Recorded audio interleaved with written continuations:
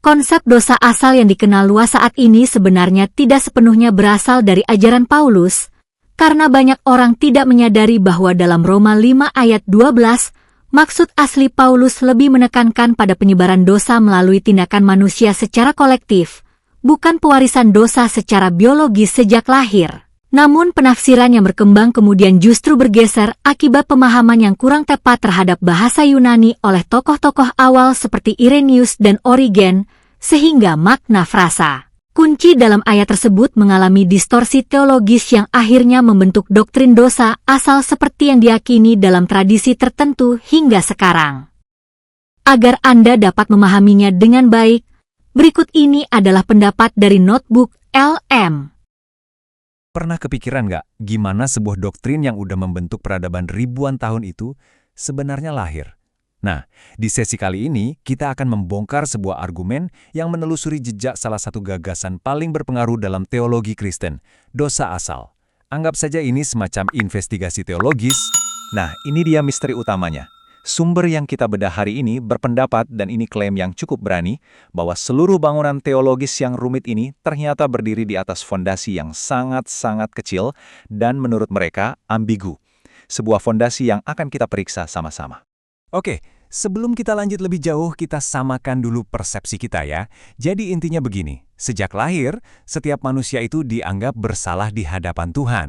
Bukan karena apa yang mereka lakukan, tapi murni karena mereka adalah keturunan Adam. Itu gagasannya. Investigasi kita dimulai dari sini. Dari sebuah surat yang ditulis Rasul Paulus untuk jemaat di Roma. Menurut analisis yang kita lihat, inilah titik nolnya. Pusat dari semua perdebatan teologis yang sudah berlangsung berabad-abad. Coba perhatikan baik-baik kalimat ini, terutama di bagian paling akhir. Karena semua orang telah berbuat dosa.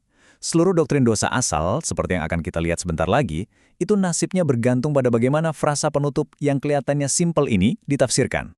Jadi, ini dia poin krusial dari sumber ini. Fondasi doktrin ini bukanlah tema besar yang diulang-ulang di seluruh Alkitab, tapi murni dari penafsiran satu kalimat spesifik ini. Sebuah klaim yang, kalau benar, bisa mengguncang fondasi teologi tradisional. Oke, sekarang kita coba mundur sedikit. Kalau ide ini memang sepenting itu, kan harusnya ada jejaknya ya di kitab-kitab sebelumnya. Nah, analisis ini mengajak kita untuk memeriksa fondasi paling dasarnya, Perjanjian Lama. Nah, yang menarik di sini adalah rangkuman argumen mereka. Menurut sumber ini, Perjanjian Lama itu secara konsisten menggambarkan dosa sebagai tanggung jawab pribadi. Itu sebuah tindakan, bukan sesuatu yang diwariskan. Kisah Adam dan Hawa, menurut mereka, itu bukan soal warisan kesalahan, tapi lebih sebagai cerita untuk menjelaskan kenapa dunia ini penuh penderitaan. Bahkan ayat-ayat dari Mazmur yang sering dipakai pun, mereka anggap itu cuma ungkapan emosi puitis, bukan pernyataan teologis yang kaku. Dan inilah yang dianggap sebagai bukti pamungkas mereka dari Perjanjian Lama. Sebuah penolakan yang sangat-sangat jelas terhadap ide kesalahan warisan.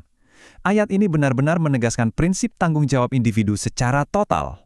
Sumber ini menekankan bahwa apa yang kita baca di Hezekiel itu bukan anomali. Justru sebaliknya, itu adalah penegasan dari prinsip teologis yang jadi benang merah di seluruh Perjanjian Lama. Kamu bertanggung jawab atas perbuatanmu sendiri. Titik. Oke, kalau fondasinya nggak ada di Perjanjian Lama, terus idenya datang dari mana? Nah, sekarang kita sampai di titik di mana sejarah pemikiran ini berbelok tajam. Sebuah momen yang dipicu oleh satu kata dalam sebuah terjemahan. Ini dia momen ahanya. Dalam bahasa Yunani aslinya, frasa ephio itu kemungkinan besar artinya karena semua orang berdosa, jadi menyiratkan tindakan individu yang meniru Adam. Tapi pas diterjemahkan ke bahasa Latin, frasa itu jadi in quo yang bisa diartikan secara harfiah di dalam siapa. Pergeseran kecil ini, dari karena jadi di dalam siapa, ternyata dampaknya ke teologi jadi luar biasa besar. Nah, alurnya jadi kelihatan jelas banget.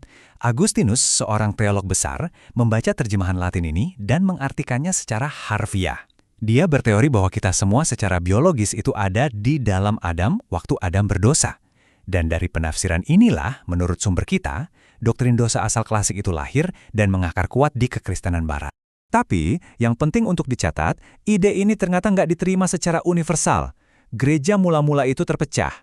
Gereja di Timur, yang terus membaca teksnya dalam bahasa Yunani asli, menolak interpretasi Agustinus. Buat mereka, yang kita warisi dari Adam itu adalah kematian dan kecenderungan untuk berbuat dosa, tapi bukan status bersalah secara hukum di mata Tuhan. Sekarang kita masuk ke bagian akhir, dan bisa dibilang argumen paling tajam dari sumber ini. Mereka menggunakan kasus dosa asal ini sebagai batu loncatan untuk mengajukan pertanyaan yang lebih luas. Gimana kalau pola yang sama, yaitu fondasi yang dibangun di atas penafsiran, bukan pernyataan eksplisit, juga berlaku untuk doktrin-doktrin inti lainnya?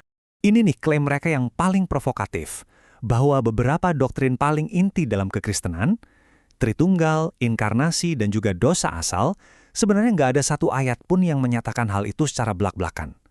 Doktrin-doktrin ini, menurut mereka, adalah hasil konstruksi teologis yang disimpulkan selama berabad-abad. 11. Apa artinya angka ini? Ini adalah bagian dari kontras tajam yang coba dibangun oleh sumber ini di argumen terakhir mereka. 11 ayat. Sebanyak itulah Tuhan berbicara langsung kepada Kain untuk membahas satu dosa pribadi, pembunuhan saudaranya. Sebuah percakapan yang sangat spesifik dan sangat panjang. Nah, disinilah puncak kritiknya. Pertanyaan yang mereka ajukan itu soal konsistensi ilahi. Kalau doktrin seperti dosa asal atau Tritunggal itu sepenting itu untuk keselamatan, kok bisa-bisanya nggak ada satupun ayat yang jelas dan gamblang yang menyatakannya? Sementara untuk dosa pribadi Kain, Tuhan ngomong panjang lebar dan langsung. Nah, dari argumen soal inkonsistensi inilah, sumber yang kita bahas ini sampai pada kesimpulan akhirnya. Penting untuk diingat ya, ini adalah kesimpulan dari sumber tersebut. Mereka menyatakan bahwa, bagi orang yang mencari kebenaran dan memprioritaskan konsistensi logis, Islam menawarkan kerangka yang lebih koheren. Jadi, analisis dari sumber ini meninggalkan kita dengan satu pertanyaan besar. Kalau kita coba ikutin alur pikir mereka dan menolak ide kesalahan warisan, kita tetap harus berhadapan dengan satu kenyataan yang nggak bisa dibantah. Kenapa kita semua, tanpa terkecuali, pada akhirnya berbuat salah? Ini pertanyaan yang melampaui teologi dan menyentuh inti dari siapa kita sebagai manusia. Gimana menurut kalian?